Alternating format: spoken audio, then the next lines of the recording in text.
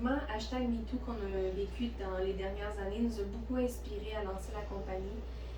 On s'est retrouvés énormément dans ce mouvement-là. Comme toutes les femmes, on a vécu des choses difficiles et on voulait créer une ouverture de plus pour la réappropriation de nos corps et de nos voix. Que c'est important de mettre nos limites, que c'est important de se respecter. Puis éventuellement, on veut être capable, avec Midnight Monsters, de venir appuyer des causes comme ça, puis de faire une réelle différence dans le monde. J'ai un bac en littérature, j'ai aussi un pré universitaire en théâtre. Ce que j'apporte à la compagnie, je pense que c'est le côté artistique, si on veut, l'écriture, les histoires aussi qu'on vient mettre avec chacun de nos produits.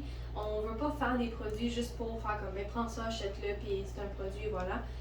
Nos produits ont une histoire, ils ont un but, ils racontent quelque chose, donc je pense que c'est ce que je viens apporter à travers l'écriture dans la compagnie. Puis moi, dans le fond, j'ai déjà parlé au début, mais j'étais dans l'esthétique. En esthétique, je me suis rendu compte qu'il y a beaucoup de produits avec énormément d'ingrédients. Puis si on prend le temps de regarder tous les ingrédients, qu'est-ce que ça fait? Il y a beaucoup de trucs qui n'ont pas vraiment rapport, que c'est beaucoup des parfums, des trucs vraiment comme chimiques, toxiques, puis la liste, elle finit pas, puis on n'est pas capable de rien comprendre dans la liste d'ingrédients. Puis dans le fond, dans nos produits, ce qu'on essaie vraiment de faire, c'est que s'il y a un ingrédient, c'est parce qu'il y a une raison derrière le fait qu'il soit là. On ne veut pas mettre des fillers, du flafla qui sert à rien, des cochonneries. Fait que c'est vraiment ça part là de l'esthétique que j'apporte. Sinon, en ce moment, je suis en train de faire mon cours de naturopathe praticienne à l'ESNQ à Montréal. Je me suis rendu compte qu'avec l'esthétique, il me manquait une touche plus naturelle, plus humaine, beaucoup plus en harmonie avec la nature, en harmonie justement avec notre true self.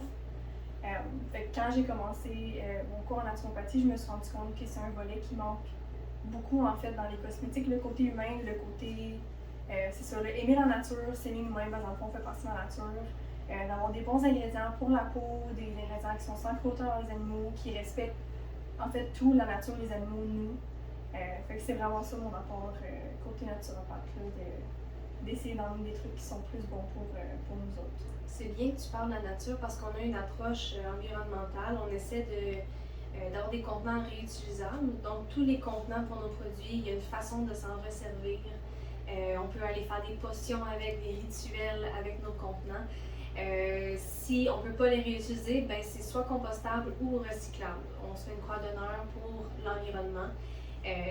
Que ce soit même le tape pour nos emballages, il est recyclable. Donc, on essaie vraiment de faire notre part, finalement, de respecter l'environnement, de se respecter soi-même.